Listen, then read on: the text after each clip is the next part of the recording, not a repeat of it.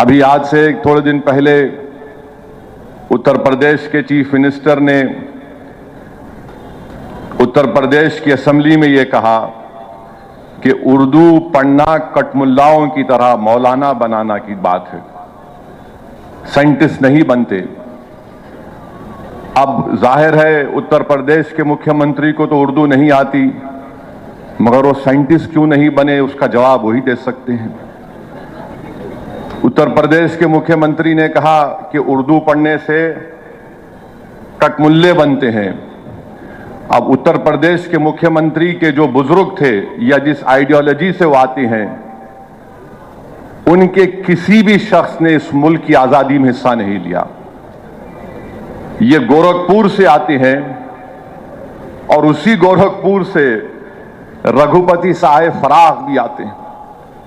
फराख गोरखपुरी उर्दू का एक बहुत बड़ा शायर था, मुसलमान नहीं था। अगर शायद असेंबली में कोई उठ के बोल देता मुख्यमंत्री को, तो मुख्यमंत्री बोलते नहीं नहीं उन्हें भी कटमुल्ला है। तो ये इनके ये इंटेलेक्चुअल कैपेसिटी है इनकी।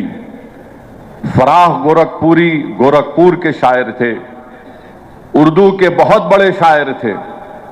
अब मेरे अजीज दोस्तों और बुजुर्गों, जिसके जहन और दिल पर गहन लग चुका है, तो दुनिया की कोई रोशनी उसके सर पे नहीं पहुंच सकती।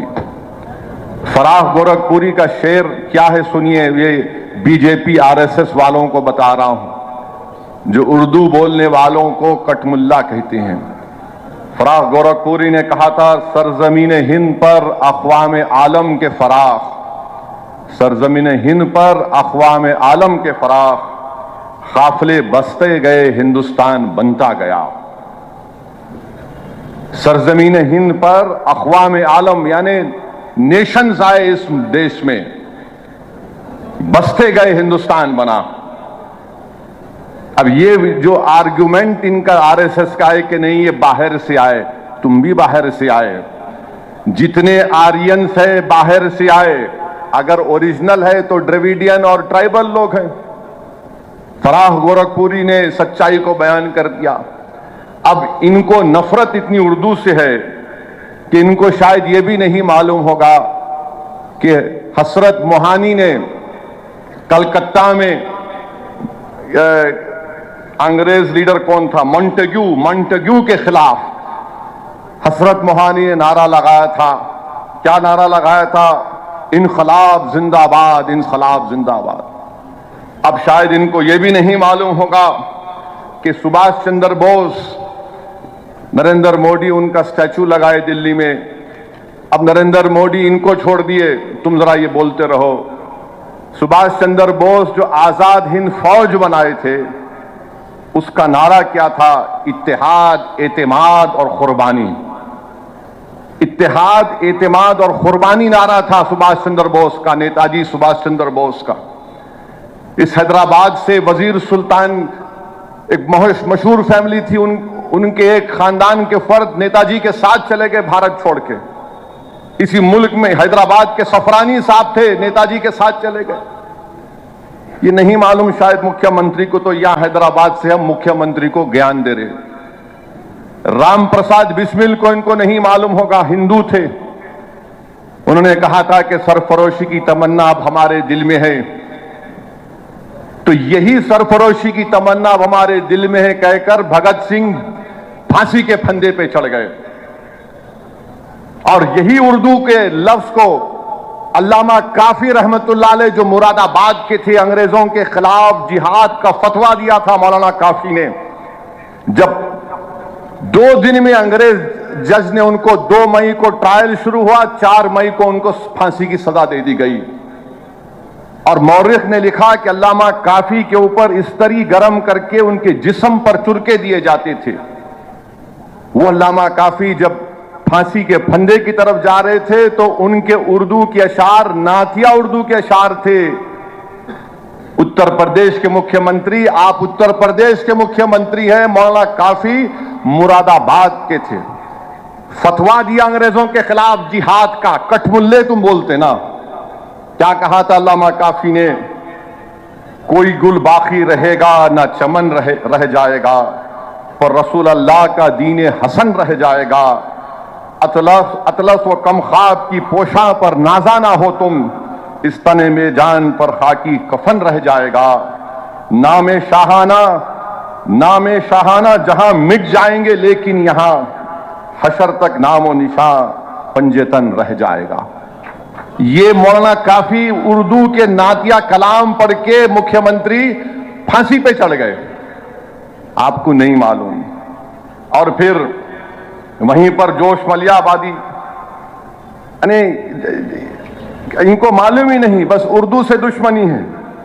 اور پھر برج نارائن چک بس، یہ بھی ہندو تھے مکھیہ منتری، انہوں نے کیا لکھا؟ اے خاک ہند تیری عظمت پہ کیا گمان ہے، دریائے فیض قدرت تیرے لیے رواں ہے۔ یہ برج نارائن نے لکھا اردو میں۔ پھر آج انہی کی یہ بات، پھر مجاہد آزادی مولانا شوکت علی خلافت تحریک میں بہت بڑا رول ان کا۔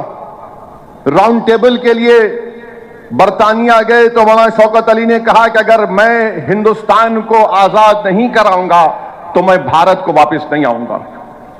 جب بھارت سے گئے مولانا شوکت علی تو بیت المقدس میں ان کا خیر مقدم ہوا، 2 لاکھ لوگ مولانا شوکت علی کے استقبال کے لیے بیت المقدس کو آئے تھے۔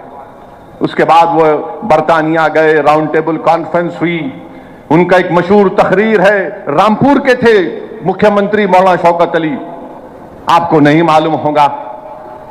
مولانا شوکت علی نے ایک شعر کہا تھا، شاید یہ آپ کے لیے اور آر ایس ایس اور بی جے پی کے لیے کہا ہوگا، یقیناً کہا ہوگا۔ مولانا شوکت علی نے کہا، دور حیات آئے گا قاتل، دور حیات آئے گا قاتل خزاں کے بعد، دور حیات آئے گا قاتل خزاں کے بعد، ہے ابتدا ہماری تیری انتہا کے بعد۔ تو تمہاری انتہا ہوگی، آج تم اقتدار کے نشے میں بڑا اناب شناب بک رہے ہو، بکے جاؤ۔ مگر میرے عزیز دوستوں اور بزرگوں، وطن عزیز کا حال تو یہ ہے کہ جوش نے صحیح کہا تھا، وہ آج کے اس دور کے لیے بھی مناسب ہے۔ جوش نے لکھا تھا، اے ہم نفس فسانہ ہندوستان نہ پوچھ، اے ہم نفس فسانہ ہندوستان نہ پوچھ، اپنا گلا خروش ترنم سے پھٹ گیا، اپنا گلا خروش ترنم سے پھٹ گیا، تلوار سے بچا تو رگے گل سے کٹ گیا۔ یہ جوش نے کہا تھا، جو آج ہمارے موجودہ ملک کے حالات پر صحیح طریقے سے اترتا ہے۔ تو ہم اتر پردیش کے مکھیہ منتری کو ایک اور اطلاع دے رہے ہیں کہ بھارت کی لوک سبھا میں اوم برلا اسپیکر نے اعلان کیا کہ جو کوئی بھی بھارت کی پارلیمنٹ میں لوک سبھا میں جو تقریر میں بھاشن دے گا اس کا ترجمہ اردو میں ہوگا۔ اب آپ کیا بولیں گے اسپیکر کو؟ اردو آپ جو زبان میں دیں گے، کئی زبانوں میں ترجمہ ہوگا۔ تو ان کو نہیں معلوم، یہ اتر پردیش کے مکھیہ منتری کو یہ بھی نہیں معلوم کہ اردو اتر پردیش کی تہذیب کا حصہ ہے۔ یہ اتر پردیش اور R S S B J P کے لوگوں کو نہیں معلوم کہ اردو کو کانسٹیٹیوشن کا پروٹیکشن ہے، آئین کی حفاظت اس کو ملتی ہے دیگر زبانوں کی طرح۔